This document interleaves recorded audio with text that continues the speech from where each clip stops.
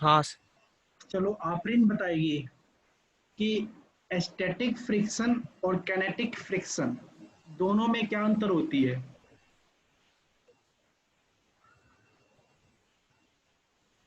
Sir static friction में rest हो object rest में रहता है और काइनेटिक फ्रिक्शन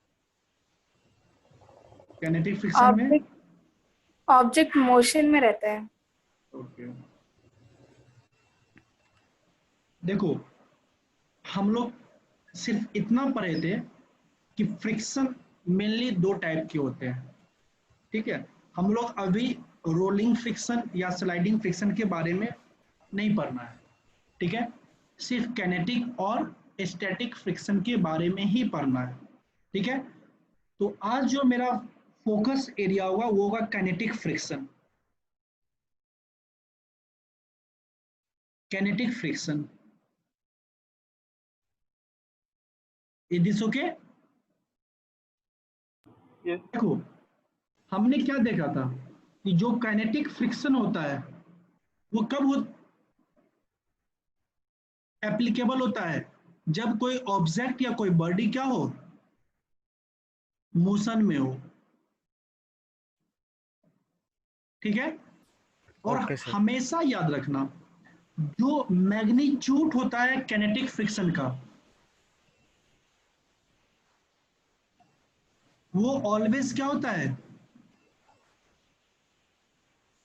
कांस्टेंट होता है। Means it will not changed. Is this okay? Yes sir. क्योंकि ये चेंज नहीं करता इसका मैग्नीट्यूड। मतलब ये क्या होता है, इसका मैग्नीट्यूड काइनेटिक फ्रिक्शन का जो मैग्नीट्यूड होता है वो चेंज नहीं करता। इसलिए जो काइनेटिक फ्रिक्शन है इसका एक फार्मूला होता है,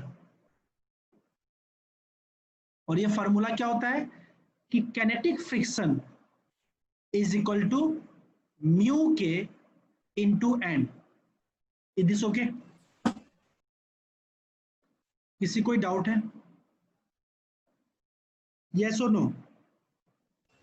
no sir. And this mu k is a constant term, and the name of this constant is coefficient of static friction. क्या नाम है इसका?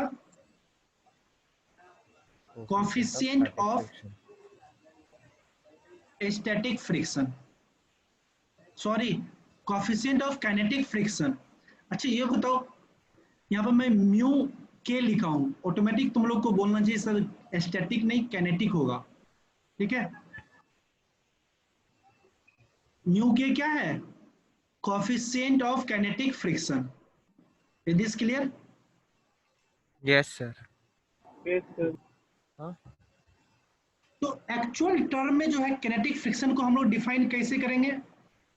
हमने जब फ्रिक्शन को डिफाइन कर रहा था हमने क्या बोला था कि फ्रिक्शन क्या करता है, रेजिस्ट करता है किसको, रिलेटिव मोशन को या टेंडेंसी ऑफ रिलेटिव मोशन। ठीक है, जब हम लोग किनेटिक फ्रिक्शन की बात करते हैं ये टेंडेंसी ऑफ रिलेटिव मोशन को अपोज नहीं करेगा, ये किसको अपोज करेगा, रिलेटिव मोशन को अपोज करेगा। Is this clear? क्योंकि यस बॉडी क्या सर। होता है, मोशन में होता है। किनेटिक फ्रिक्शन कब एक्सर्ट करता है, जब बॉडी क्या हो, मोशन में हो। इसका मतलब है कि kinetic friction is a friction that resists the relative motion. It is clear? Yes sir. You always remember that kinetic friction is a friction that resists the relative motion. ठीक है, अब रिलेटिव मोशन क्या है ये सब हम already previous class में आपको बतला चुका हूं। ठीक है, अब देखो, क्योंकि ये एक फोर्स है, kinetic friction is also a force, तो इसके पास क्या होगा, मैग्नीट्यूड होगा। और हमने देखा कि मैग्नीट्यूड किसके बराबर होता है, म्यू के N, where mu k is the coefficient of kinetic friction and n is the normal force. Is this clear? Yes sir. क्योंकि ये kinetic friction एक टाइप ऑफ फोर्स है, ऑटोमेटिक ये क्या होगा, एक वेक्टर क्वांटिटी होगा। और हम लोग जानते हैं कि वेक्टर क्वांटिटी के पास क्या होता है, मैग्नीट्यूड भी होता है और एक चीज होता है जिसको हम लोग बोलते हैं डायरेक्शन। ठीक है। अब ये जो काइनेटिक फ्रिक्शन का जो डायरेक्शन होगा वो इस तरह होगा कि ये अपोज करेगा, oppose the relative motion. Is it okay? Means the direction of kinetic force, the direction of kinetic friction is such that it will oppose the relative motion. Is this okay? अब suppose करो ये कोई एक surface है, इस surface के ऊपर एक ब्लॉक रखा हुआ है और ये ब्लॉक राइट डायरेक्शन में एक्सेलरेट हो रहा है, ठीक है। तो इसका मोशन किधर है? राइट डायरेक्शन में। अब बताओ अगर मैं काइनेटिक फोर्स का डायरेक्शन, काइनेटिक फ्रिक्शन का डायरेक्शन अगर हम लोग ये डायरेक्शन दें, क्या ये फोर्स इस मोशन को अपोज करेगा? Is this force is the direction of this force will oppose this motion? Yes or no? अरे ये अपवर्ड फोर्स जो है क्या इस मोशन को अपोज करेगा? बोलो यार। No sir. नो करेगा। तो ये डायरेक्शन कभी भी नहीं होगा किसका? काइनेटिक फ्रिक्शन का। क्या ये डाउनवर्ड फोर्स इस मोशन को अपोज करेगा? No sir. नहीं करेगा। ये भी डायरेक्शन नहीं होगा। डायरेक्शन क्या होगा? क्या इस डायरेक्शन ये डायरेक्शन पॉसिबल है? No sir. ये भी क्या कर रहा है? ये और हेल्प कर रहा है मोशन में, ये भी डायरेक्शन पॉसिबल नहीं है। सिर्फ और सिर्फ ये डायरेक्शन पॉसिबल है क्योंकि यही डायरेक्शन क्या करेगा? इस डायरेक्शन को अपोज करेगा। इस डायरेक्शन में जो मोशन हो रहा है उसको अपोज करेगा ये डायरेक्शन, ठीक है। इसलिए हम लोग एक चीज और बोल सकते हैं, जो काइनेटिक फ्रिक्शन का जो डायरेक्शन होगा वो मोशन के अपोजिट होगा, या काइनेटिक फ्रिक्शन का जो डायरेक्शन होगा वो इस तरह होगा कि वो अपोज करेगा किसको? रिलेटिव मोशन को। Is this okay? Is it problem? No sir. नहीं। Shall I erase this? हाँ सर। Yes sir. अब देखो ये एक सरफेस है, मान लो इस सरफेस के ऊपर एक ब्लॉक है और इस ब्लॉक का वेट है 5 kg और मान लो इसको राइट डायरेक्शन में एक 20 न्यूटन का फोर्स लग रहा है। Is this okay? और Yes, आपसे sir. पूछा गया है कि find the magnitude and direction of friction force, ठीक है। तो देखो ये ऑब्जेक्ट क्या कर रहा है, मान लो जब भी हम लोग काइनेटिक फ्रिक्शन के क्वेश्चन को डील करते हैं हम लोग ये एज्यूम करके चलते हैं कि मेरा ऑब्जेक्ट क्या मोशन में है। Is this clear? यस और no? Yes sir. Yes sir. अब मान लो कि ये ऑब्जेक्ट जो है जिस डायरेक्शन में अप्लाइड फोर्स है, इस फोर्स को हम लोग क्या बोलते हैं? अप्लाइड फोर्स बोलते हैं। Is this clear? अब जिस डायरेक्शन में अप्लाइड फोर्स है मान लो उस डायरेक्शन में ये 5 kg का जो ऑब्जेक्ट है वो ए एक्सेलरेशन से एक्सेलरेट कर रहा है। Is this clear? तो आपसे पूछ रहा है कि फ्रिक्शन फोर्स एफ के का वैल्यू क्या होगा और एक्सेलरेशन का मान लो वैल्यू क्या होगा, ये दोनों आपसे पूछा जा रहा है। तो सबसे फर्स्ट स्टेप क्या होगा, हम लोग इस ऑब्जेक्ट का फ्री बॉडी डायग्राम ड्रॉ करेंगे। अब देखो ये 5 kg ऑब्जेक्ट है, इसमें कौन सा फोर्स लगेगा? वेट। वेट कितना होगा? 5g। 5g। और कौन सा फोर्स लगेगा? नॉर्मल। नॉर्मल क्यों लगेगा? क्योंकि ये दोनों बॉडी क्या है, ये 5 kg के ऑब्जेक्ट सरफेस के कांटेक्ट में है, कांटेक्ट। ठीक है। इसके सिवा कोई फोर्स लगेगा? हाँ यस और नो? एक फ्रिक्शन फोर्स लगेगा। हम लोग जब पहले क्वेश्चन करते थे हम लोग एज्यूम करके चलते थे कि फ्रिक्शन नहीं है, लेकिन यहाँ पे क्या है, जब हम लोग फ्रिक्शन को पढ़ रहे हैं इसका मतलब इसमें फ्रिक्शन है। It is clear. और ऑटोमेटिक देखो यहाँ पे ये क्या है, एक्सेलरेशन का डायरेक्शन है ना, तो इस फ्रिक्शन फोर्स का डायरेक्शन किधर होगा, जस्ट इसके अपोजिट, और ये डायरेक्शन होगा minus F K. Is this okay? Yes sir. अब देखो ये ऑब्जेक्ट क्या वर्टिकल डायरेक्शन में एक्सेलरेट कर रहा है? No sir. Means in the vertical direction the acceleration of 5 kg object is 0,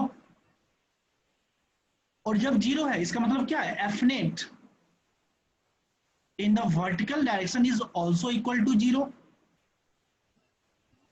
It is okay?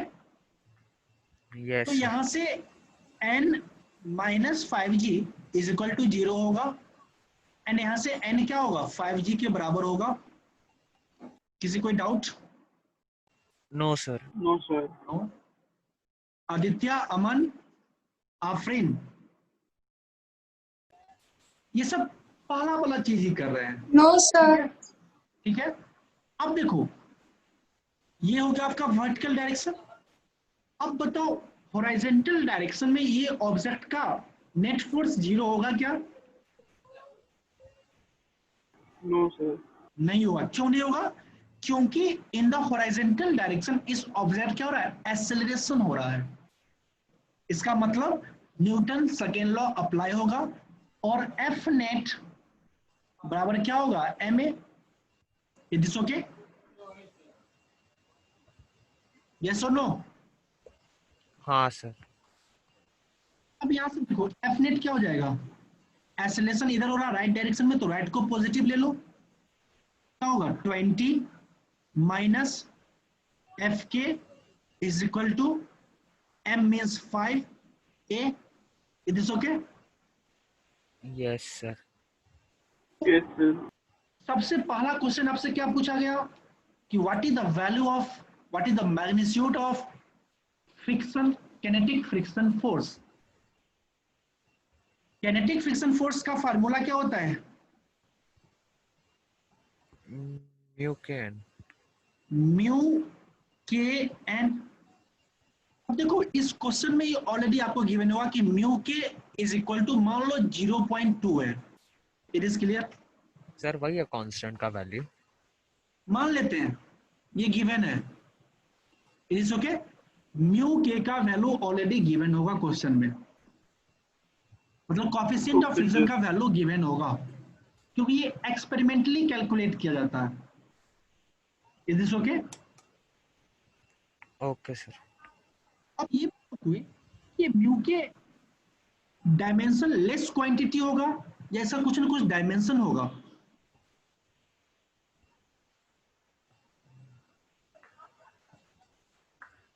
Sir होगा dimension.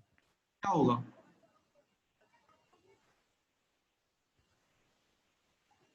Sir L1 M0 T0। देखो यहां से F का यूनिट क्या होगा, N न्यूटन होगा कि नहीं होगा? हाँ और सर। ये N क्या है, नॉर्मल फोर्स है, इसका भी यूनिट क्या होगा, न्यूटन। न्यूटन न्यूटन कट गया। इस कांस्टेंट टर्म एक डायमेंशन लेस क्वांटिटी है, इसका कुछ डायमेंशन नहीं होगा, इसका यूनिट कुछ नहीं होगा। Is this clear? हाँ सर। क्योंकि ये फ्रिक्शन फोर्स का यूनिट क्या होगा, न्यूटन। ये नॉर्मल फोर्स है, नॉर्मल फोर्स का यूनिट क्या होगा, न्यूटन। न्यूटन न्यूटन कट गया, ये क्या वजह, सिर्फ ये, इसका कुछ यूनिट नहीं होगा। Is this okay? हाँ यस सर। और नो? Yes, sir. ओके। अब यहां से देखो म्यू के कोएफिशिएंट ऑफ काइनेटिक फ्रिक्शन का वैल्यू गिवन है जो कि 0.2 है। वैल्यू को पुट करो, 0.2 इंटू नॉर्मल फोर्स किसके बराबर है, 5G। 5g के, मतलब फ्रिक्शन फोर्स किसके बराबर हो जाएगा, g के। Is this okay? यस और नो? Yes sir. अब यहाँ पे देखो, हमको पूछ रहा है, एक्सेलरेशन में पूछ रहा है, हम क्या करेंगे, इस फ्रिक्शन फोर्स के वैल्यू को यहाँ पे पुट करेंगे 20 माइनस, मान लो जी का वैल्यू बराबर 10 है, इज दिस ओके? अब देखो इसका यूनिट क्या होगा, ये जो 10 है इसका unit metre per second metre square per होगा सेकंड स्क्वायर। या न्यूटन होगा? Sir metre per second square. हाँ, metre per second sir square sir. Metre per second से। देखो यही होती है, तुम लोग ध्यान नहीं देते हो। इसका यूनिट क्या है, ये जी किसका वैल्यू है, फ्रिक्शन फोर्स का वैल्यू है, इसका यूनिट क्या होगा, न्यूटन होगा।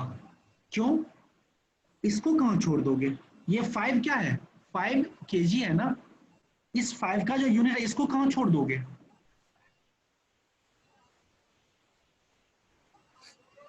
बात समझ में आई? Yes sir. ये क्या हो जाएगा, KG metre per second square, इसी टर्म को तो हम न्यूटन बोलते हैं। थोड़ा दिमाग लगाया करो यार, ठीक है? भगवान दिमाग देते क्यों है, यूज करने के लिए, ठीक है? अब देखो इतना इतना बताना पड़ रहा है, कॉमन सेंस लगा था कि फ्रिक्शन फोर्स का वैल्यू जी है, इसका मतलब जी है तो है, क्या हुआ, लेकिन न्यूटन ही होगा क्योंकि ये एक फोर्स है। बात समझ में आया? हाँ सर। अब जी का वैल्यू मैंने 10 रखा है, इज इक्वल टू क्या हो जाएगा 5a, यहाँ से 10 इज इक्वल टू क्या होगा 5a, यहाँ से a बराबर क्या होगा 2 metre per second square. Is this okay? Yes और नो? Yes sir. ओके। अब एक चीज ऑब्जर्व कर रहे हो, ये जो फोर्स है 20 न्यूटन, इस फोर्स का, इस ये फोर्स को हम लोग क्या बोलते हैं, अप्लाइड फोर्स बोलते हैं। सर आपकी आवाज कट रही है। ये जो 20 न्यूटन है जो लगाया जा रहा है इस ऑब्जेक्ट के ऊपर, इस फोर्स का नाम क्या है, अप्लाइड फोर्स है। It is clear? यस और no? Yes sir. Yes sir. अब एक चीज देखो, जो यहां से फ्रिक्शन फोर्स का वैल्यू जो आया, कैनेटिक फ्रिक्शन फोर्स का, ये अप्लाइड फोर्स से कम है या ज्यादा? कम है सर। अप्लाइड फोर्स ज्यादा है यार, फ्रिक्शन फोर्स कम है। हाँ सर भाई। याद रखना, जब भी ऑब्जेक्ट का मोशन होगा, ठीक है क्या, जब भी ऑब्जेक्ट का मोशन होगा हमेशा अप्लाइड फोर्स क्या होगा, इस फ्रिक्शन फोर्स से बड़ा होगा। Is this clear? Yes sir. मैं एक बार और बोल रहा हूं, दिमाग को खोल के सुन लो, कि जब भी मोशन होगा तब क्या होगा, जब भी कोई बॉडी एक्सेलरेट करेगा क्या होगा, जो मैग्नीट्यूड होगा अप्लाइड फोर्स का वो हमेशा फ्रिक्शन फोर्स से ज्यादा होगा। बात समझ में आई? थोड़ा yes common sir. Sense use करो, यस सर। थोड़ा कॉमन सेंस यूज करो। अगर ये अप्लाइड फोर्स इस फ्रिक्शन फोर्स से कम होता, क्या ये ऑब्जेक्ट मूव कर पाता? No sir. नहीं करता। Is this clear? Sir equal yes होता तो सर। भी नहीं ना। तो इस चीज को आगे पढ़ेंगे सारा चीज को, ठीक है? बस अभी एक चीज ध्यान रखना कि अप्लाइड फोर्स, यहां मोशन हो रहा है ऑब्जेक्ट का, बॉडी एक्सेलरेट कर रहा, that means the applied force must be greater than that of the kinetic friction force or that of the friction force. Is this clear? Yes sir. एक और इसको इरेज कर दूं। अब एक चीज बताओ, अभी हमने क्या देखा कि फ्रिक्शन फोर्स, जो kinetic फ्रिक्शन फोर्स है, ये म्यू के इंटू एन आ रहा था। क्या kinetic friction force mu k into M G, ये चीज हमेशा सही है? अगर वर्टिकली मूव ना करे तो। यस, तो हमेशा याद रखना कि ये मत समझना कि हमेशा N is equal to mg ही होगा।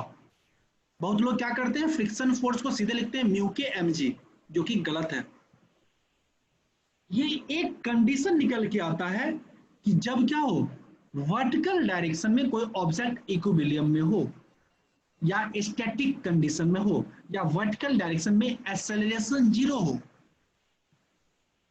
तब क्या होता है, N is equal to mg होता है। Is okay? Yes sir. ये एक कंडीशन है, इसलिए इस चीज को यूज मत करना, हमेशा ये लिखना और नॉर्मल को कैलकुलेट करना, जो नॉर्मल का वैल्यू आएगा उसी को पुट करना, ठीक है? Yes sir. अब अधिक फास्ट जाने के लिए बहुत ये मत कर देना कि हमेशा यही आ रहा था म्यू के mg कर देना, इस तरह से ये गलत है, ठीक है?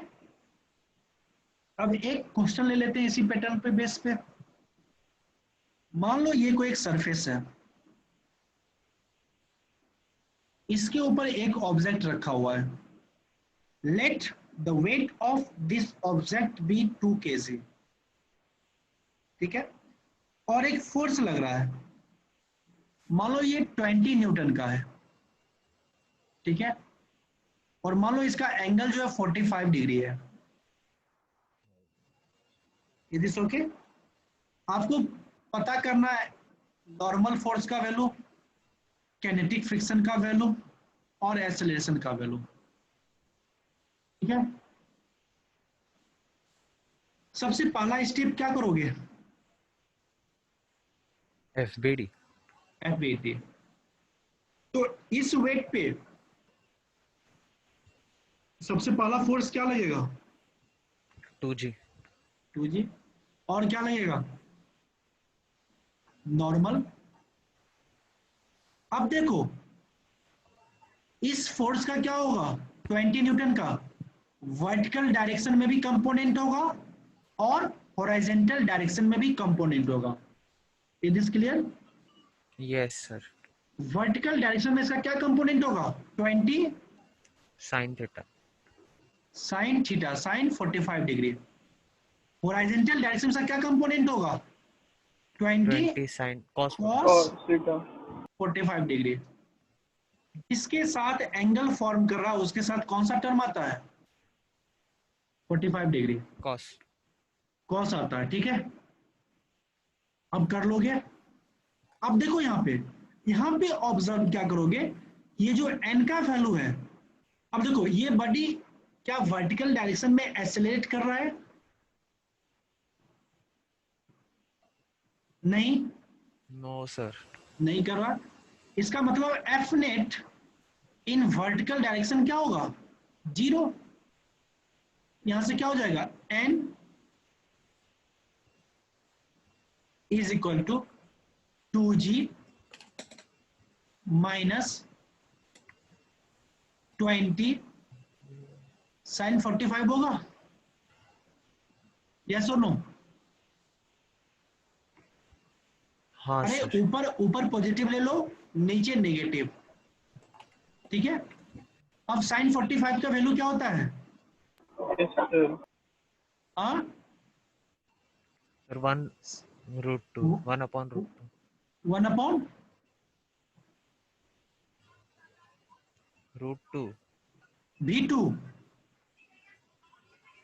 साइन 45 का वैल्यू क्या होता है, रूट सर √2। √2, ठीक है? 1/√2। यहाँ से 2G का वैल्यू 10 ले लो, माइनस 20 1/√2, ठीक है? अब एक काम करें, इस क्वेश्चन को थोड़ा सिंपलर बनाने के लिए, ये 20 न्यूटन ना होके इसको ले लो। सर आवाज नहीं आ रही। अरे यार रहने दो, ये 20 न्यूटन नहीं मान के इसको लिख लो 20√2 लिख सकते हैं। मान लेते हैं ये 20 न्यूटन नहीं है, ये वैल्यू 20√2 है, ठीक है? अपने क्वेश्चन को और इजी बनाने के लिए यहाँ क्या हो जाएगा, √2, यहाँ भी क्या होगा, √2 कट गया, इट इज ओके। यहाँ से नॉर्मल फोर्स क्या आ जाएगा, 20 माइनस 20 इज इक्वल टू 0 आएगा। हाँ सर। यहाँ से फ्रिक्शन फोर्स क्या आ जाएगा? 0। मतलब क्या?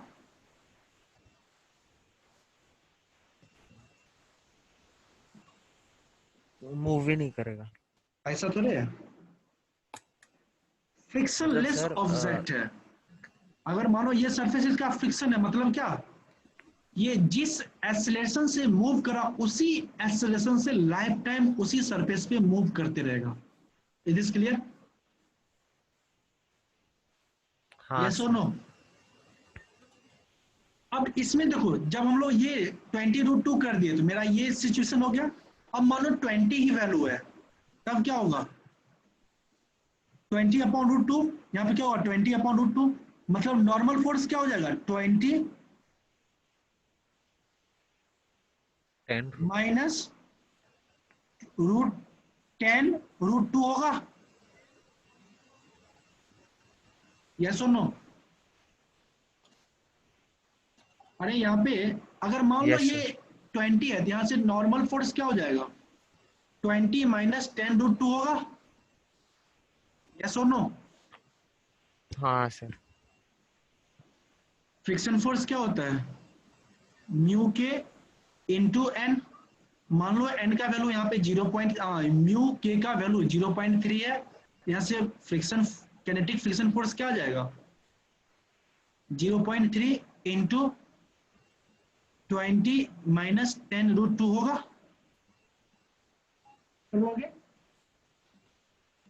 तो मैं यहाँ पे क्या बतला, ये क्वेश्चन कराने का मेरा मेन मकसद क्या था कि जो नॉर्मल फोर्स है यहाँ पे mg के बराबर नहीं है। It is clear? Yes sir. किसी कोई डाउट? No sir. नो। अब इसके बाद हम लोग पढ़ते हैं, थोड़ा बहुत इंट्रोडक्शन ले रहे हैं कैनेटिक फ्रिक्शन के बारे में, सॉरी स्टैटिक फ्रिक्शन के बारे में। सर आप क्या आवाज कट रही है? ये तुम्हारे यहाँ नेट का प्रॉब्लम होगा। नहीं सर, यहाँ नहीं भी है। सर, इधर भी कट रहा है आवाज।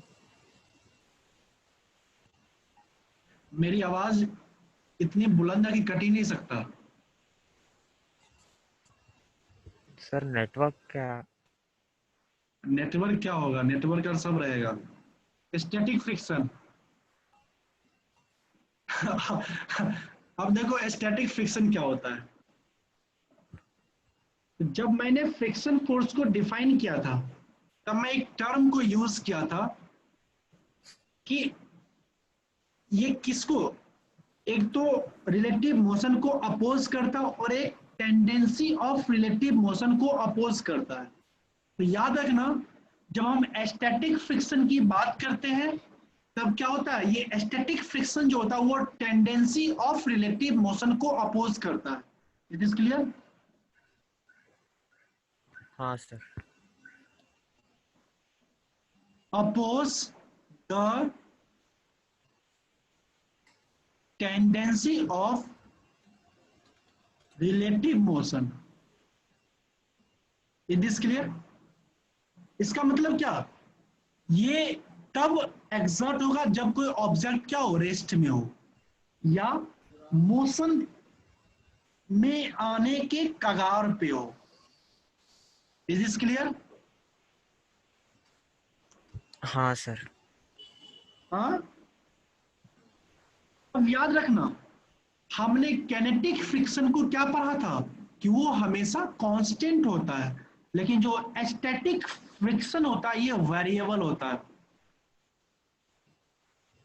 Means it's value will changed. It is clear? और वेरिएबल के साथ Yes, साथ sir. ये क्या होता है, सेल्फ एडजस्टिंग होता है। सर वेरिएबल के साथ? वेरिएबल होता है और अपने आप को सेल्फ एडजस्ट कर लेता है, आपको एडजस्ट करने की जरूरत नहीं होगी। तो हमेशा याद रखना कि स्टैटिक फ्रिक्शन क्या होगा, वेरिएबल होगा। कैनेटिक फ्रिक्शन क्या होगा, कांस्टेंट होगा। स्टैटिक फ्रिक्शन क्या होगा, सेल्फ एडजस्टिंग होगा। कैनेटिक फ्रिक्शन क्या होगा, not self-adjusting. Is this okay? Yes. अब ये सेल्फ एडजस्टिंग को थोड़े बाद जब क्वेश्चन को सॉल्व करेंगे तब और डिटेल में समझेंगे किस तरह अपने आप को सेल्फ एडजस्ट करता है। ठीक है, अब मैंने क्या बताया था कि जो काइनेटिक फ्रिक्शन होता है इसका फॉर्मूला क्या बताया था, म्यू के इनटू एन, बोला था ना। हाँ सर। लेकिन याद रखना कि एस्थेटिक फ्रिक्शन का कोई फॉर्मूला नहीं होता है। It is clear? Yes sir. क्यों कोई फॉर्मूला नहीं होता है? क्योंकि ये क्या होता है, वेरिएबल होता है और सेल्फ एडजस्टिंग होता है। Is this clear? Yes sir. लेकिन लोग क्या करते हैं कि एस्थेटिक फ्रिक्शन को आपको लिख देते हैं कि म्यू एस एन, ऐसा लिख देते हैं ना, जानते हैं या नहीं? पता नहीं सर। यार क्लास नहीं 9 में पता पढ़ो, सर। 9 में पढ़ा हुआ है, बुक खोलोगे तो ये टर्म लिखा हुआ देखेगा। बुक खोले हो कि नहीं? हाँ सर। हाँ ये सर। टर्म लिखा हुआ दिखा है कि नहीं, ऐसा कुछ? नहीं सर, वहां तक नहीं पहुंचा। तुम लोग खोला ही नहीं होगा।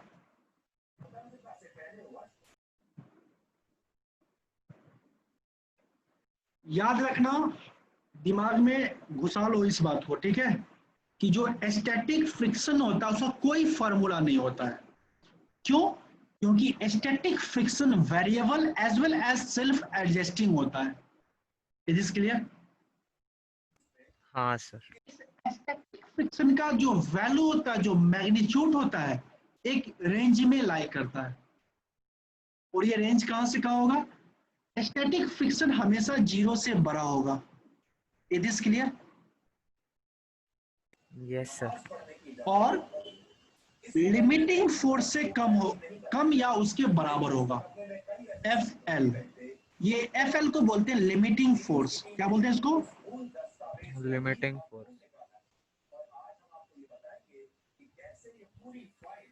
Is this clear? Yes sir. मतलब क्या?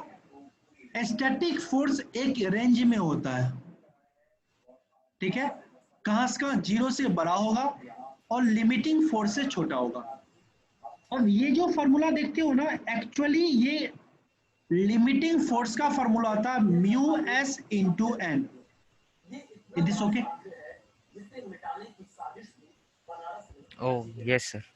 और ये जो लिमिटिंग फोर्स होता है ये उस फोर्स को बोलते हैं जिस फोर्स पे क्या हो, जो अप्लाइड फोर्स हो, उस अप्लाइड फोर्स के कारण ऑब्जेक्ट उसको अपोज करता हो, tendency of relative motion. It is clear? हाँ सर। मतलब फोर्स को इंक्रीज करते करते, अप्लाइड फोर्स को इंक्रीज करते करते आप उस पॉइंट पे पहुंच गए हो जब थोड़ा भी अगर आप उसमें फोर्स को, मैग्नीट्यूड को इंक्रीज करोगे, the object will be in motion. It is clear? तो उस जगह जो Yes, रेजिस्टिंग sir. फोर्स होगा, जो टेंडेंसी को, रिलेटिव मोशन की टेंडेंसी को अपोज करता है, उस समय जो मैक्सिमम वैल्यू का जो फोर्स होता है उसी को हम लोग लिमिटिंग फोर्स बोलते हैं। और ये जो म्यू एस मतलब coefficient of aesthetic friction into normal है, इसको हम लोग किसको बोलते हैं? इसी चीज को हम लोग बोलते हैं limiting force. Is this clear? Sir तो लिमिटिंग फोर्स अप्लाइड फोर्स ही होता है ना? बताऊंगा, मैं आ रहा हूँ, हर जगह आ रहा हूँ मैं। देखो, मैं एक भी चीज को नहीं छोड़ूंगा, धैर्य रखो, ठीक है? अभी बात इतना समझ में आया या नहीं आया? हाँ सर। समझा सर। समझ गया? अगर अब आपको कोई पूछता है कि स्टैटिक फ्रिक्शन का फॉर्मूला क्या होता है, बोला सर स्टैटिक फ्रिक्शन का कोई एग्जैक्ट फॉर्मूला नहीं होता। क्यों? क्योंकि स्टैटिक फ्रिक्शन एक वेरिएबल फोर्स है, एक सेल्फ एडजस्टिंग फोर्स है। इसलिए जो स्टैटिक फ्रिक्शन होता है वो क्या होता है, एक रेंज में लाई करता है। और इसका रेंज क्या होता है? From 0 to limiting force. and limiting force is equal to mu s into m, means coefficient of friction, static friction into normal. Is this clear or not? Yes sir.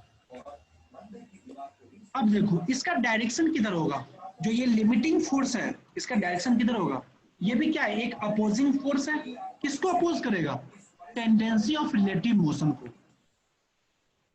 Is this okay? तो Yes, इस sir. Limiting force का भी direction इस तरह होगा कि ये limiting force क्या करे, अपोज करे टेंडेंसी ऑफ रिलेटिव मोशन को। Is this clear? Yes, sir. अब एक चीज देखो, अब मैं एक ग्राफ ड्रॉ करूंगा। अब कुछ बेसिक आइडिया मिल गया ना स्टैटिक कोएफिशिएंट, स्टैटिक फ्रिक्शन और काइनेटिक फ्रिक्शन में। हाँ सर। क्या करते हैं, एक ग्राफ ड्रॉ करते हैं किसके बीच में, फ्रिक्शन फोर्स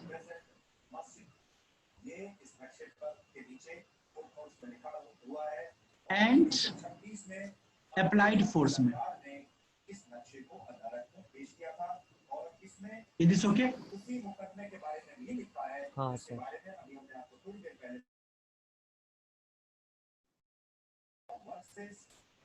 इसमें गाना गाने किसको आता है?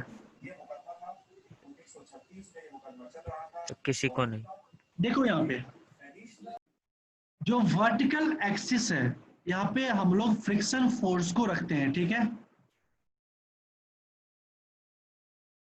और जो हॉरिजॉन्टल एक्सिस है इसके ऊपर अप्लाइड फोर्स है।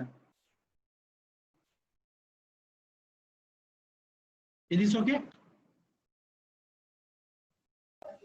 Yes sir. अब एक चीज ऑब्जर्व करना कि कोई ऑब्जेक्ट रेस्ट में है, मानो ये कोई एक ऑब्जेक्ट है, ये रेस्ट में, इस पे आप फोर्स लगाए, ठीक है, लेकिन ऑब्जेक्ट मूव नहीं कर रहा है, आप क्या करोगे, you will increase the applied force. हाँ सर। तो उस समय देखना कि फ्रिक्शन फोर्स और अप्लाइड फोर्स के बीच में कुछ इस तरह का ग्राफ देखने को मिलेगा, straight line. Is this okay? मतलब Yes, sir. जिस पॉइंट पे मेरा अप्लाइड फोर्स 0 है वहां पे फ्रिक्शन फोर्स भी 0 है। अब एक ऐसा पॉइंट आएगा, कभी किसी कार को ठेले हो या ट्रक को, हाँ सर। पहले क्या करना, एक आदमी ठेलना, क्या वो कार मूव करेगा? No sir. Number of person increase कर दो, मतलब क्या, we will increase the applied force. हम लोग क्या कर रहे हैं, अप्लाइड फोर्स को इंक्रीज कर रहे हैं। अब देखना एक ऐसा फोर्स लगाओगे कि और गाड़ी थोड़ा हिलने लगेगा, थोड़ा हिलेगा, उसमें वो धक्का देने वाला सब क्या बोलता है, हाँ हिल गया, थोड़ा और फोर्स लगाओ, गाड़ी मूव करने लगेगा, ऐसा बोलता है ना। हाँ सर। इसका मतलब क्या है कि ये कहने जो फ्रिक्शन है यहाँ पे इस तरह से गया और क्या हुआ, यहाँ से गया और फिर मूव किया और इस तरह से मूव करने लगा। इस तरह का कुछ ग्राफ दिखेगा जब हम उस कंडीशन में अप्लाइड फोर्स और फ्रिक्शन फोर्स के बीच में ग्राफ ड्रॉ करेंगे। तो it is okay? Yes sir. अब देखो इसमें बताओ कांस्टेंट फ्रिक्शन फोर्स का ग्राफ कौन सा है, ये मानो ए बी सी है, यहां से कांस्टेंट फ्रिक्शन फोर्स को कौन से लाइन शो कर रहा है, BC सर। BC। हमेशा याद रखना ये जो है ना, ये काइनेटिक फ्रिक्शन को शो करता है। Excuse me sir. Yes sir point भी एक बार रिपीट करिए ना, वो नहीं समझा, आपका आवाज थोड़ा ब्रेक हो रहा है इसके लिए। देखो मैंने क्या बोला, कभी कोई कार को या ट्रक को धक्का देना, ठीक है, कभी सबसे पहले अकेले देखना, वो कार मूव नहीं करेगा, तब आपको क्या करना है, नंबर ऑफ पर्सन इंक्रीज करना पड़ेगा, मतलब आपको अप्लाइड फोर्स इंक्रीज करना पड़ेगा। जब आप अप्लाइड फोर्स को धीरे धीरे इंक्रीज करते हो तो क्या हो रहा है, with increase in applied force, इस ग्राफ को देखो, with increase in applied force your friction force also increase. Is this clear? Means the friction force adjusts itself according to the applied force. From where? From A to B. Is this clear? हाँ sir. और observe करना कि एक point ऐसा आएगा जब आप force को इंक्रीज कर रहे हो, वो ऑब्जेक्ट थोड़ा सा हिलेगा, तभी जो ड्राइवर होता है बोलता है कि अब गाड़ी हिल जाएगा, थोड़ा और जोर से फोर्स लगाओ, ऐसा बोलता है ना। वो ये जो ड्राइवर होता है ये सब कब बोलता है, इस सिचुएशन में। मतलब क्या, वो इस पॉइंट पे पहुंच जाता है और इसी पॉइंट पे जो वैल्यू होता है फ्रिक्शन फोर्स का, उसको हम बोलते हैं F limiting force. It is clear? और एफ लिमिटिंग को रीच करने के बाद क्या होता है, जो वैल्यू होता है फ्रिक्शन का वो थोड़ा डिक्रीज करता है और फिर एक कांस्टेंट लाइन को शो करता है इस तरह से। और इस सिचुएशन में जो ऑब्जेक्ट होते हैं, जो बॉडी होते हैं, वो क्या होते हैं, मोशन में होते हैं। This okay? और जब मोशन में हो उसी फ्रिक्शन को हम लोग बोलते हैं कैनेटिक फ्रिक्शन। इसलिए हम लोग क्या बोले थे कि कैनेटिक फ्रिक्शन क्या होता है, कांस्टेंट होता है। अब बताओ यहाँ पे अप्लाइड फोर्स इंक्रीज हो रहा है कि नहीं? अगर आप इस डायरेक्शन में मूव करो, is the applied force increase और not? Yes sir. Applied force will increase. Now tell me, for this graph, is the friction force increase? No sir. No. That's why kinetic friction is a constant term. Is this okay? But look at this graph from A to B. What happened? Suppose this is the value of the applied force, and at this point, what will be the value of the kinetic force? Sorry, what will be the value of the friction force? This will, if we increase the applied force, the friction force will also increase for graph A to B. Means that this friction force for graph A to B will adjust itself according to this applied force. Is this clear or not? Yes sir.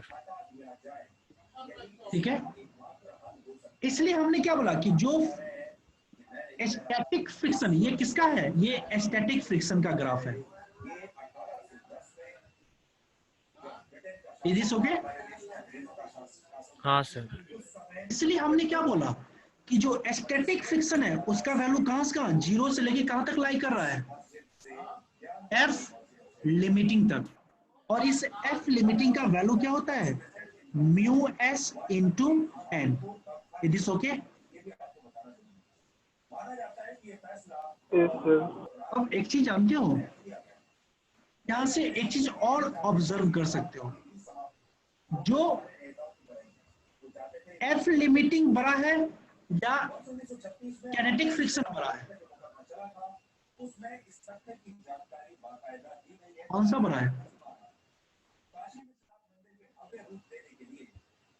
Sir F limit. F limiting बड़ा है। हमेशा याद रखना कि जो F limiting होता है वो क्या होता है, ग्रेटर देन होता है किससे, किनेटिक फ्रिक्शन से। और एफ लिमिटिंग का वैल्यू क्या होता है, म्यू एस इंटू एन। और एफ के का वैल्यू क्या होता है, म्यू के इंटू एन। दोनों में नॉर्मल फोर्स क्या है, सेम है। इसका मतलब कि एफ लिमिटिंग को बड़ा होने के लिए, एफ लिमिटिंग को कैनेटिक फ्रिक्शन से बड़ा होने के लिए किस चीज को बड़ा होना पड़ेगा? नहीं समझ में आया? कांस्टेंट। यस, किसको?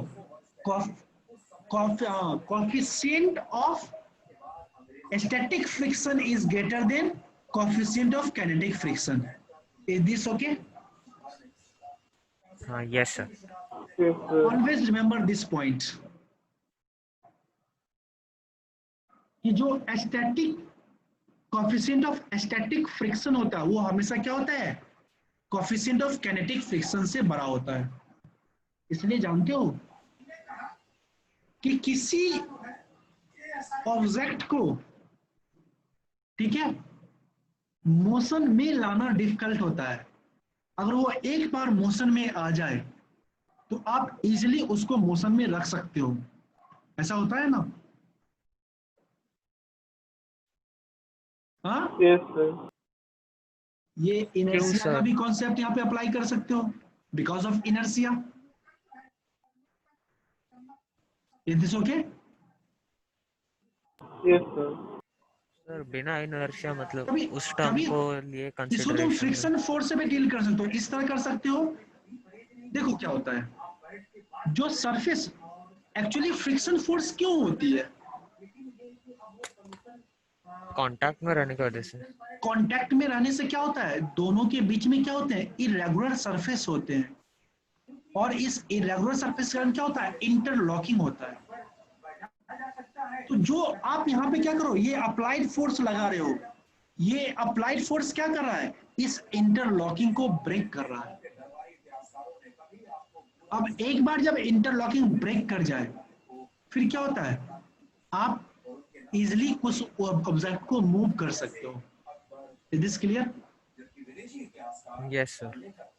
इसलिए किसी ऑब्जेक्ट को रेस्ट से मोशन में लाना डिफिकल्ट होता है।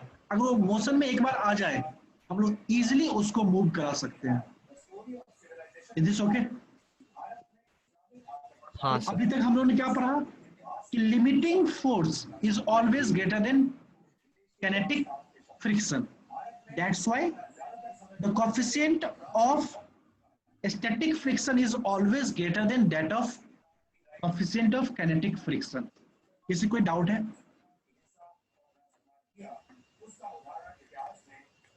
No, sir. No sir. और ये graph No, sir. A B graph क्या शो कर रहा है कि जो स्टैटिक फ्रिक्शन का ग्राफ शो कर रहा है, और ये क्या बतला पा रहा है कि स्टैटिक फोर्स क्या है? एक सेल्फ एडजस्टिंग फोर्स है, एक वेरिएबल फोर्स है जो अप्लाइड फोर्स के अकॉर्डिंग टू अपने आप को एडजस्ट कर लेता है। लेकिन कैनेटिक फ्रिक्शन क्या है? ये कांस्टेंट फोर्स है। क्यों? क्योंकि अप्लाइड फोर्स के इंक्रीज होने के साथ साथ कैनेटिक फ्रिक्शन के ऊपर कोई इफेक्ट नहीं होता है। किसी को इसमें कोई डाउट? नो नहीं, सर। sir. नहीं ना? चल I erase this. Sir please repeat, sir repeat कीजिए ना ये वाला।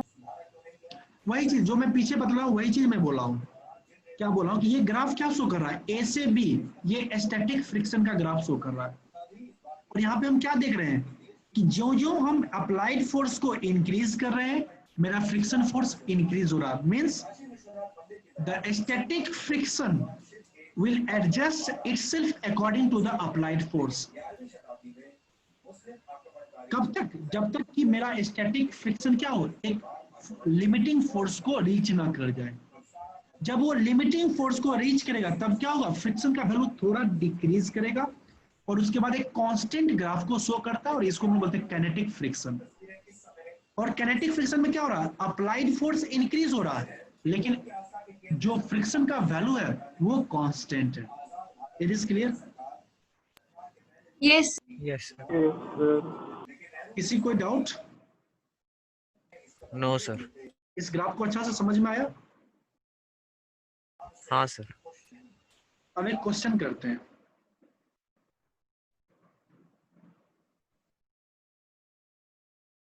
मानो ये एक सरफेस है, इसके ऊपर एक ब्लॉक है। Let the weight sorry mass of this block be 5 kg। Suppose करो एक फोर्स लग रहा है and let the magnitude of this force be 5 newton. ये कौन सा फोर्स है? Sir applied force. Applied force. It is okay. Yes sir. अब म्यू एस का वैल्यू दिया हुआ है 0.3 है। आपको पूछ रहा है कि स्टैटिक फोर्स का वैल्यू बताओ क्या होगा। सबसे पहला स्टेप क्या करोगे? FBD। FBD ड्रॉ करें। क्या होगा ये? 5G। 5G, क्योंकि कांटेक्ट है। क्या होगा इसमें? नॉर्मल। नॉर्मल। अब देखो, क्या यहाँ पे हम डिसाइड कर सकते हैं कि मेरा इस फ्रिक्शन फोर्स का वैल्यू किधर होगा?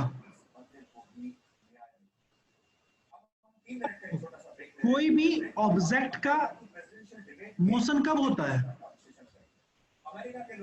फ्रिक्शन फोर्स से ज्यादा होता है। कब होगा मोशन? जब अप्लाइड फोर्स क्या हो? ग्रेटर देन हो किससे? फ्रिक्शन फोर्स से। तभी तो मोशन हाँ संभव सर। है ना? हाँ सर। यस और नो? Yes sir. तो यही अप्लाइड फोर्स के अपोजिट डायरेक्शन में फ्रिक्शन होगा, Fs। Is okay? Yes sir. अब यहाँ पे देखो, वर्टिकल डायरेक्शन का इक्वेशन लिखता हूँ, n - 5g is equal to 0। यहाँ से नॉर्मल फोर्स क्या आ जाएगा? 5 × 10 इज इक्वल टू 50 न्यूटन आएगा। 50। हाँ सर। यस और नो? Yes sir. अब यहाँ से ये बताओ मेरा स्टैटिक फ्रिक्शन क्या होगा? 0.3 × 50। फिर वही गलती।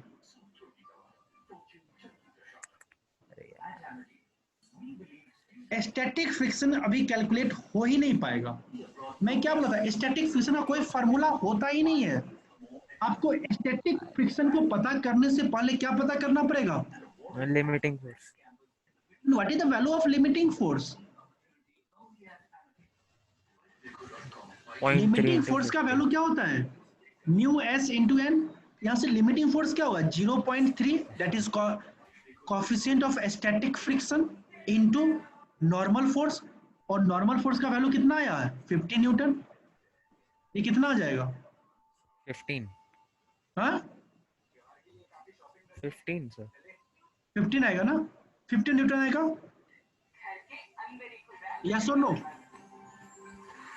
यस हाँ सर। सर। मतलब ये जो फ्रिक्शन, जो ये फोर्स है, अगर ये Fs, अब देखो रियल में अगर तुम FBD ड्रॉ कर रहे हो तो ये किसका वैल्यू आया है? ये Fs का वैल्यू आया है ना? अगर आप बोलते हो कि ये Fs का वैल्यू मेरे पास 15 न्यूटन आया है, ऑटोमेटिक थोड़ा कॉमन सेंस लगाओ यहाँ पे।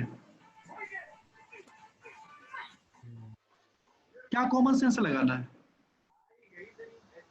मैंने क्या बोला था कि हम लोग जानते हैं कि जिधर नेट फोर्स का डायरेक्शन होता है उधर ही क्या होता है? मोशन होता है या नहीं होता है? हाँ सर। अब एक चीज बताओ, अगर आप इस ब्लॉक को इस डायरेक्शन में आप खींच रहे हो, ठीक है, अब देखो राइट डायरेक्शन में फोर्स, जो अप्लाइड फोर्स का मैग्नीट्यूड कितना है? 5 न्यूटन। ध्यान से सुनना इस बात को।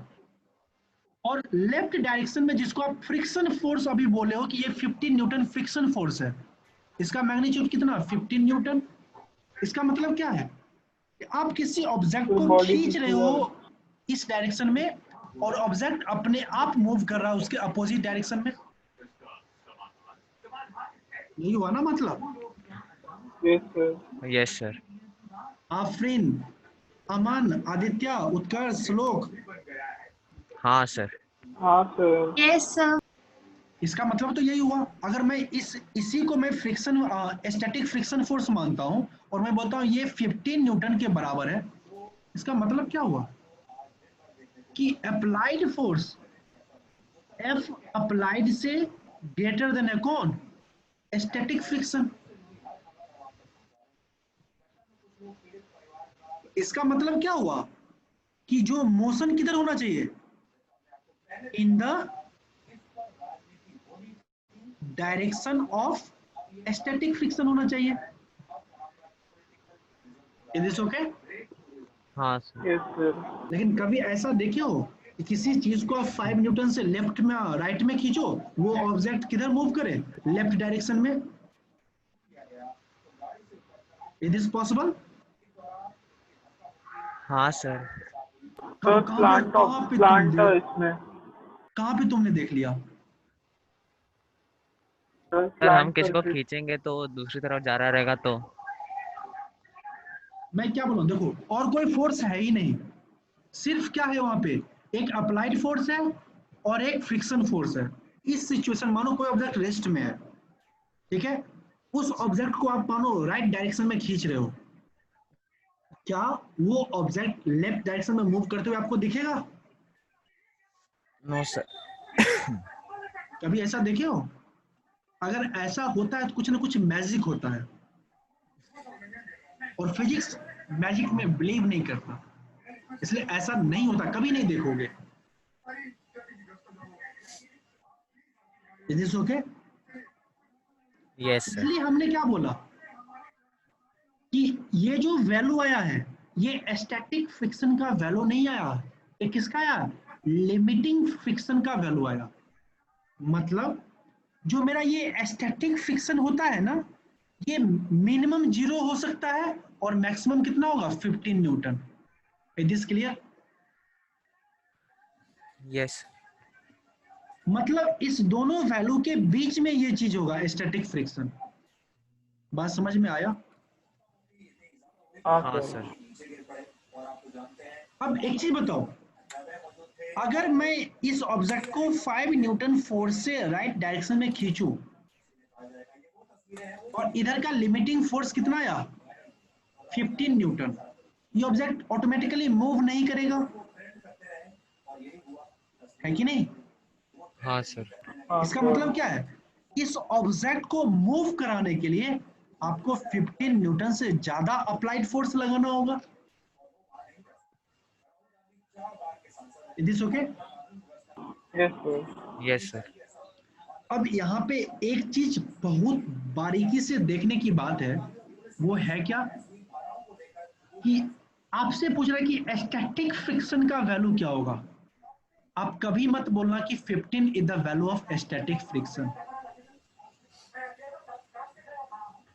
स्टैटिक फ्रिक्शन का वैल्यू क्या होगा, 0 से 15 के बीच में होगा। Is this clear? Yes sir. Yes sir. अब क्या होगा ये कैसे पता करोगे, ऑब्जेक्ट को देखो, is the object is moving,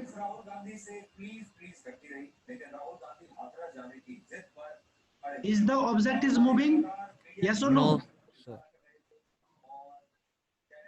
अरे यार बोलो, is no the sir. Object is moving? No sir. No sir. मेरी और आवाज नहीं आ कोई रही क्या? ऑब्जेक्ट मूव कब नहीं करता है, जब उस डायरेक्शन का नेट फोर्स क्या हो जाए, 0 हो जाए, है कि नहीं?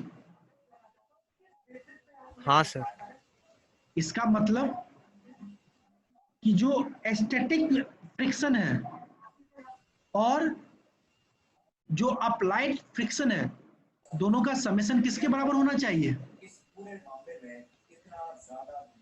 0 के बराबर। ये कब पॉसिबल होगा, जब मेरा ये फ्रिक्शन स्टैटिक फ्रिक्शन फोर्स अपने आप को एडजस्ट कर ले, कितना, 5 न्यूटन में। बात समझ में आई? हाँ सर। Yes sir. तो यहाँ पे स्टैटिक फ्रिक्शन का वैल्यू क्या होगा, 5 5 न्यूटन। न्यूटन। अब देखो इस 5 न्यूटन से फोर्स को इंक्रीज कर दो 6 न्यूटन। अब मेरा स्टैटिक फ्रिक्शन का वैल्यू क्या होगा? 6 न्यूटन। 6 न्यूटन। अब फिर इस फोर्स को इंक्रीज कर दो 10 न्यूटन। मेरा स्टैटिक फोर्स का वैल्यू क्या होगा? 10 न्यूटन। 10 न्यूटन। एक चीज ऑब्जर्व कर रहे हो, when we increase the applied force, this static friction will adjust itself equal to the applied force. Is it clear? Yes sir. Yes sir. ठीक है, मतलब क्या? अप्लाइड फोर्स को इंक्रीज करते जाओ, ये स्टैटिक फोर्स क्या करेगा? अपने आप को अप्लाइड फोर्स के बराबर में एडजस्ट कर लेगा। इसलिए मैंने क्या बोला था कि जो स्टैटिक फ्रिक्शन होता है ये एक सेल्फ एडजस्टेबल फोर्स होता है। Is this clear? Yes sir. Yes sir. किसी कोई doubt? Aman? Aman? Aman? Aman? Yes sir. कोई डाउट? नो। नो। तो हमेशा याद रखना कि हम लोग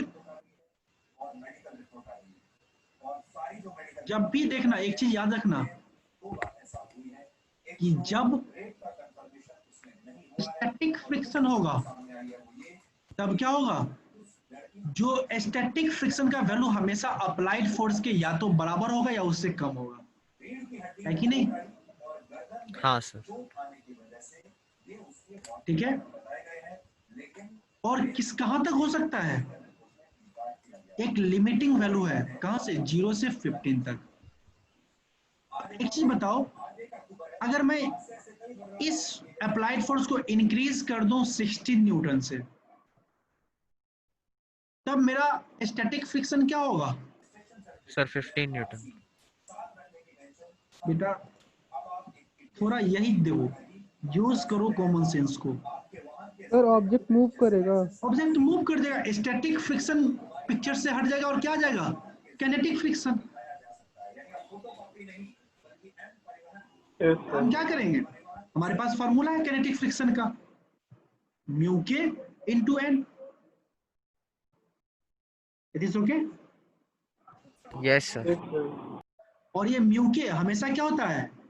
जो कोएफिशिएंट ऑफ स्टैटिक फ्रिक्शन है तो होता है वो हमेशा ग्रेटर देन होता है किससे? म्यू के से। अब यहाँ पे मान लो क्या है मेरा? म्यू 0.3 था, मान लो यहाँ पे म्यू के मेरा क्या है? 0.2 है। यहाँ से किनेटिक फ्रिक्शन क्या हो जाएगा? 0.2 इंटू नॉर्मल फोर्स कितना था? 50 था या नहीं था? हाँ सर। हाँ सर। कितना होगा ये?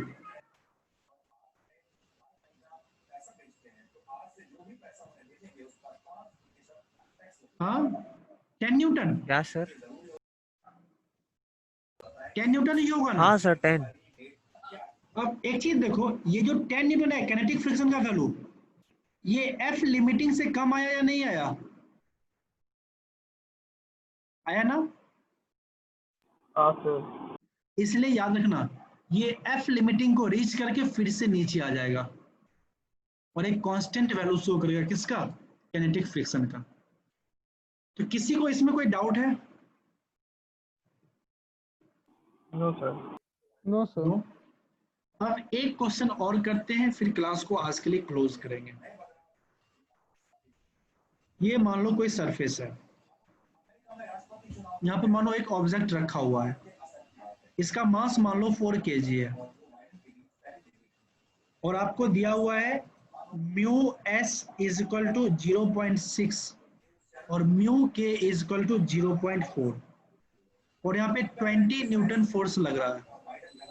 आपको पूछ रहा है कि फ्रिक्शन फोर्स का वैल्यू बताओ। फर्स्ट स्टेप क्या करोगे?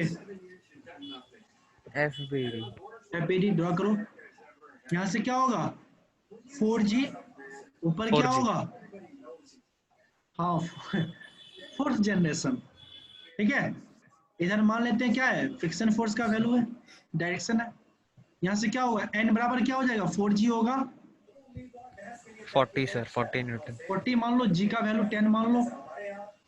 अब देखो यहाँ पे इसके बाद क्या कैलकुलेट करोगे, आपको क्वेश्चन में कहीं दिया नहीं हुआ है कि ये काइनेटिक फ्रिक्शन है या स्टैटिक फ्रिक्शन है, आपको दोनों का कोएफिशिएंट ऑफ फ्रिक्शन दिया हुआ है, आप किसको यूज करोगे? सर पहले लिमिटिंग। यस, पहले क्या निकालोगे, FL, मतलब लिमिटिंग फोर्स निकालोगे, और लिमिटिंग फोर्स क्या होता है, म्यू एस इंटू एन। यहाँ से म्यू एस क्या है, 0.6 गिवन है, 0.6 इंटू 40 कितना होगा ये, 24। 24 न्यूटन। अब एक चीज बताओ कि अप्लाइड फोर्स इस लिमिटिंग फोर्स से ज्यादा है या कम? कम। कम है, कम है, इसका मतलब क्या है, ये ऑब्जेक्ट रेस्ट में होगा, हाँ सर। होगा या नहीं होगा? हाँ सर। इसका मतलब यहाँ पे कौन सा पिक्चर में होगा, स्टैटिक फ्रिक्शन। Static friction. अब स्टैटिक फ्रिक्शन का वैल्यू हम लोग कैसे निकालते हैं, हमें पता चल गया कि जो मेरा एफएस है ये किसके बीच में लगेगा, 0 से 24। 24 के बीच में, ठीक है। हाँ अब सर। ये एफएस कैसा फोर्स है, एक सेल्फ एडजस्टिंग फोर्स, और ये अपने आप को सेल्फ एडजस्ट करके किसके इक्वल हो जाता है, 20 न्यूटन। अप्लाइड फोर्स के, इसलिए यहाँ से स्टैटिक फ्रिक्शन का वैल्यू कितना होगा, 20 न्यूटन। It is okay? हाँ सर। किसी कोई डाउट? यस और नो नो? सर। एक और क्वेश्चन करें? नो। क्यों? हाँ आफरीन, क्या? एक और क्वेश्चन क्यों नहीं करें? सर मैंने उसके लिए नहीं कहा, वो पहले अच्छा। आपने पूछा था ना डाउट है कि नहीं, उसके लिए कहा। चलो समझ में आ गया सारा चीज। हाँ सर। अब एक क्वेश्चन तुम लोग बताओ, इसका हाँ मानो 1 kg वेट है, ये एक सरफेस है,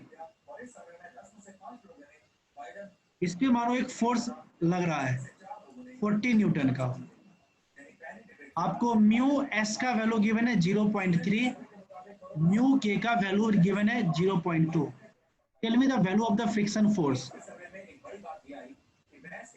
बी फास्ट। सबसे पहला स्टेप क्या करोगे, सर FB। SBD क्या होगा यहाँ पे,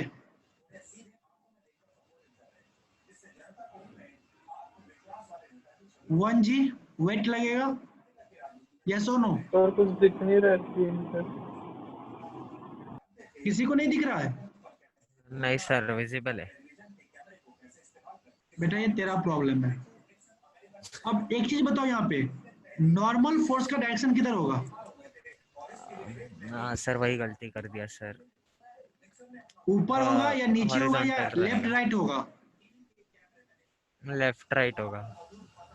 नॉर्मल फोर्स का डायरेक्शन इधर होगा, इट इज ओके? हाँ सर। अब देखो यहाँ से ये ऑब्जेक्ट किधर मूव करने का इसका चांस है, इन द डाउनवर्ड डायरेक्शन, इस डायरेक्शन में, है कि नहीं? अपने वेट के कारण ये ऑब्जेक्ट इधर मूव करेगा क्या, नहीं करेगा, ये क्या करेगा, नीचे आने का प्रयास करेगा। Is this okay? यस और नो? हाँ सर। तो एक चीज बताओ कि इसका हॉरिजॉन्टल डायरेक्शन में एक्सीलरेशन 0 है, इसका मतलब क्या, एफ नेट विल बी 0, यहाँ से नॉर्मल बराबर क्या हो जाएगा, 40 न्यूटन होगा, यस और नो? हाँ सर। 40 न्यूटन होगा, बोलो यार सब, आदित्य हाँ सर। होगा ना? Yes sir. देखो ये ऑब्जेक्ट इस डायरेक्शन में मूव करेगा? नहीं करेगा, इसलिए एफ नेट इस हॉरिजॉन्टल डायरेक्शन में क्या होगा? 0। तो n माइनस 40 बराबर 0, तो यहाँ से n बराबर क्या होगा? 40 होगा। Yes sir. ओके, अब यहाँ पे ये बताओ, ये अप्लाइड फोर्स 40 न्यूटन है या 1g है?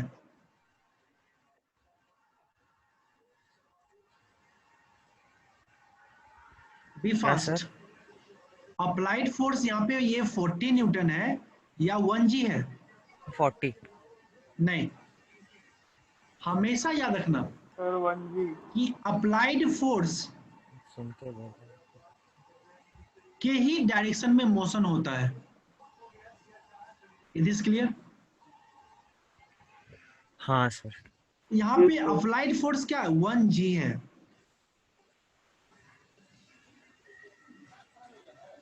Is this okay? हाँ सर। अब देखो मेरा अप्लाइड फोर्स क्या है? 1g, मतलब क्या? 10 न्यूटन मान लेते हैं, g का वैल्यू 10 मान लो, metre per second square. Is this okay?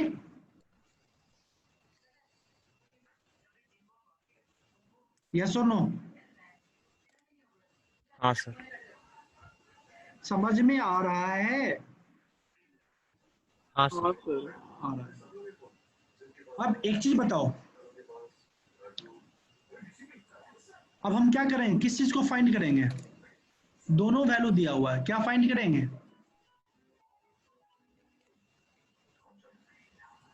तो limiting limiting mu S force use करके। म्यू एस इंटू एन होगा। यहां से म्यू एस का क्या वैल्यू दिया? 0.3। नॉर्मल का वैल्यू क्या है? 10। यहां से लिमिटिंग फोर्स का वैल्यू क्या आ जाएगा? 3 न्यूटन होगा। हाँ सर। अब देखो, जब इसका मोशन यहाँ इस डायरेक्शन में पॉसिबल है, मतलब क्या फ्रिक्शन फोर्स इधर कहीं लगेगा? हाँ सर। ठीक है, अब कंपेयर करो किसको? इस लिमिटिंग फोर्स को हम लोग किसके साथ कंपेयर करेंगे? अप्लाइड फोर्स अप्लाइड के फोर्स। साथ। अब ये बताओ कि मेरा जो अप्लाइड फोर्स है वो लिमिटिंग फोर्स से बड़ा है या छोटा? बड़ा है sir. Means applied force is greater than that of limiting force. इसका मतलब क्या है कि in the direction of applied force there is a motion. हाँ सर। है कि नहीं है? हाँ? और है जब सर। अब ये ऑब्जेक्ट का क्या होगा? मोशन होगा। कहाँ? नीचे के ओर, नीचे के डायरेक्शन में। तो हम लोग को कौन सा फोर्स फाइंड करना होगा? स्टैटिक फ्रिक्शन या काइनेटिक फ्रिक्शन? काइनेटिक। काइनेटिक। और काइनेटिक फ्रिक्शन क्या होता है? Mu k into N. क्या वैल्यू है कोएफिशिएंट ऑफ काइनेटिक फ्रिक्शन का? 0.2 इंटू एन। एन का वैल्यू क्या है मेरे पास? यही है ना? क्या हो जाएगा? 2 न्यूटन होगा। हाँ सर। कुछ समझ में आया? हाँ सर। तो हमेशा आंख बंद करके अब ये देख लेना कि यहाँ पे एक फोर्स लगा हुआ 40 न्यूटन, बोल देना ये अप्लाइड फोर्स है। नहीं, अप्लाइड फोर्स क्या क्या देखोगे कि किस डायरेक्शन में मोशन हो रहा है। कभी यहाँ पे क्या है? ये अप्लाइड फोर्स नहीं है। यहाँ पे अप्लाइड फोर्स क्या हो गया मेरा? Weight. Is this okay? Yes sir. Yes sir. और यहाँ पे क्या आ गया? देखिए हम लोग का काइनेटिक फ्रिक्शन का वैल्यू आ गया। इसलिए चेक करना लिमिटिंग फोर्स को निकाल के। अगर मेरा अप्लाइड फोर्स क्या होता? लिमिटिंग फोर्स से छोटा होता, फिर हम क्या करते? स्टैटिक फ्रिक्शन को कैलकुलेट करते। और हम लोग क्या जानते हैं कि स्टैटिक फ्रिक्शन क्या होता है, एक सेल्फ एडजस्टेबल फोर्स होता है।